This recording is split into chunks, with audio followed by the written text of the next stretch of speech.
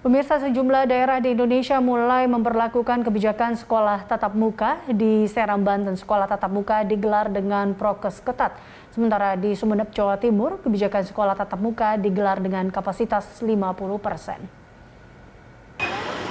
Ratusan sekolah di Kabupaten Serang, Provinsi Banten telah menerapkan proses pembelajaran tatap muka. Dalam aktivitas belajar tatap muka kali ini, pihak tenaga pendidik diharuskan menyediakan kelengkapan protokol kesehatan untuk para tenaga pendidik dan juga para murid. Hal ini dilakukan untuk menekan potensi munculnya klaster COVID-19 pada sekolah. Pihak tenaga pendidik pun juga telah mengatur dan membagikan nomor urut ganjil genap kepada para siswa.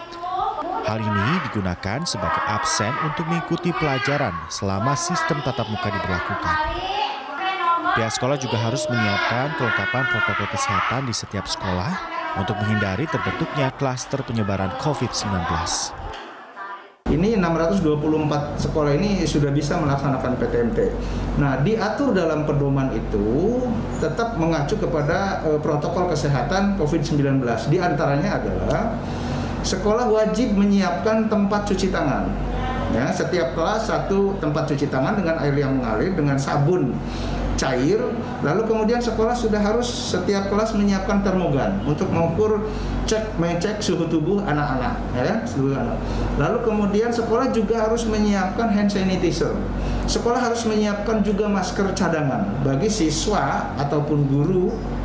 Ketika datang sekolah, mereka tidak menggunakan masker, wajib hukumnya daerah satuan pendidikan itu sudah wajib menggunakan masker.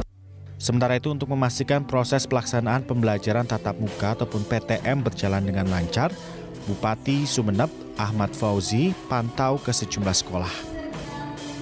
Salah satunya di SDN Panggarangan 3, di mana Bupati disambut dengan penampilan band dari para siswa.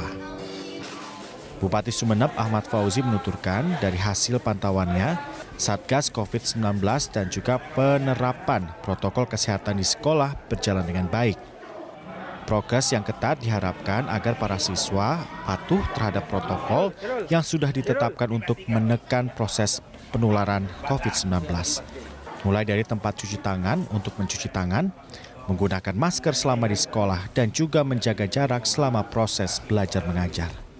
Harus ada Satgas COVID sekolah, dan ini juga harus disampaikan ke wali murid, kepada orang tua siswa, agar orang tua siswa ini lebih tenang, gitu, bahwa di sini ada secara persyaratan sudah siap. Sarana dan prasarana pun juga itu juga harus dilampirkan dalam fotonya untuk disampaikan kepada orang tua siswa bahwa sarana prasarana seperti cuci tangan, cek suhu dan sebagainya, gitu.